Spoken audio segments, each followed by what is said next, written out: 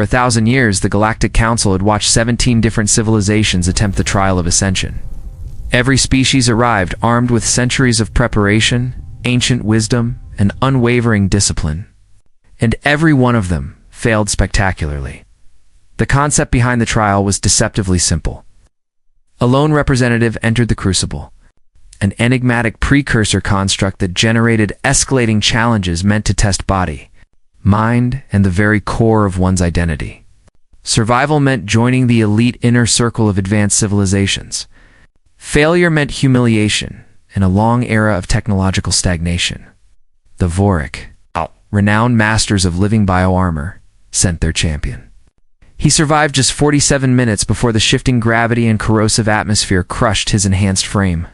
The crystalline quell designed a flawless artificial entity only for it to collapse instantly once the crucible confronted it with its deepest terrors. The gaseous Nephri built a temporary hive mind for the trial. It dissolved the moment a task required individual judgment. 17 attempts, 17 failures broadcast across the stars. Then humanity applied.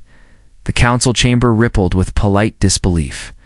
These newcomers had only recently achieved FTL travel.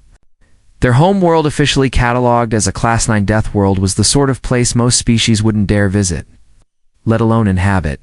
Surely they couldn't be serious. But Ambassador Jules stood at the podium, calm and almost annoyingly relaxed. By galactic standards, he looked plain average height.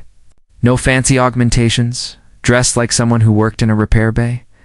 "We appreciate the concern," he said, voice carrying a tone the translators struggled to categorize. "But we'd like to give it a try." 3 days later, the humans arrived at the Crucible Station. The council expected scientists, tacticians, strategists. Instead, Jules arrived with only one companion, a woman named Val, who introduced herself simply as someone who fixes broken things. Either this was genius-level confidence or complete ignorance. The crucible itself was a perfect, light-absorbing sphere, unchanged for millennia. Jules walked toward its entrance with the same unbothered casualness he showed at the council, just before stepping inside. He turned to Val. "If I'm not out in a few hours, grab a beer and tell them I tried. Just don't die."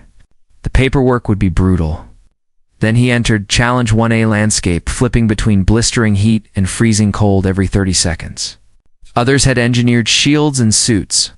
Jules simply adjusted running during the cold, seeking shade during the heat, layering and unlayering clothing with practiced ease. Sensors recorded something. It's unheard of. He was humming. Challenge 2A maze stalked by adaptive hunting constructs. Warriors had attempted to fight them. Strategists had tried to decode their patterns. Collectives tried to overwhelm them with false signals. Jules ran. Not frantically, methodically, like someone used too long, punishing jogs. When the hunters adjusted, he changed tactics. When cornered, he climbed. When they learned to climb, he dug. Still humming? Challenge. 3. Pure sensory deprivation mixed with psychological attack. Designed to fracture the strongest minds. Jules sat cross-legged and let it happen. The crucible bombarded him with fears. Failures, visions of humanity wiped out because of choices he didn't make. When it became too much, he began talking to himself, telling stories, recalling Earth's sunsets, reciting movie plots from memory. The humming stopped. The muttering began. Challenge 4: solve impossible equations while being electrocuted. Jules admitted math wasn't his strength, so he guessed and used the pain level as feedback. Challenge 5: something valuable to save something worthless. He took 12 seconds. Chose the worthless thing. It needed saving more, he later explained, by the 7th challenge. The observers had stopped doubting and started placing bets on how the human would improvise next. By the 10th, the gallery was cheering. After 6 hours and 43 minutes, Jules walked out of the crucible alive. Longer than any other species had survived, the sphere glowed gold for the first time in recorded history. A precursor message rang across the galaxy. Trial of ascension complete. Species: human. Status: accepted. Note: At last one who understands that survival is not perfection, but persistence. Jules stretched, looked at the stunned council members and said, "So where's the cafeteria?" "I'm starving." Val clapped him on the back. "How was it?" He considered. "Honestly, kind of like camping with my dad when I was 12. Same miseries, just shorter."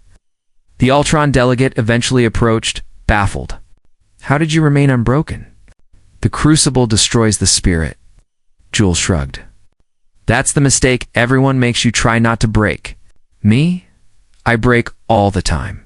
The trick is learning how to put yourself back together." At the celebration feast, representatives from dozens of species surrounded him. Asking about humanity's resilience, Jules smiled between bites of something the food processors swore was safe. "We learned early on that the universe doesn't care about our plans. Weather doesn't care.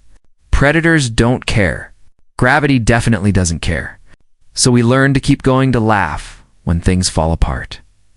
Not because we're brave, but because giving up is boring." When asked what humanity planned to do with their new status, he leaned back. "Same as always.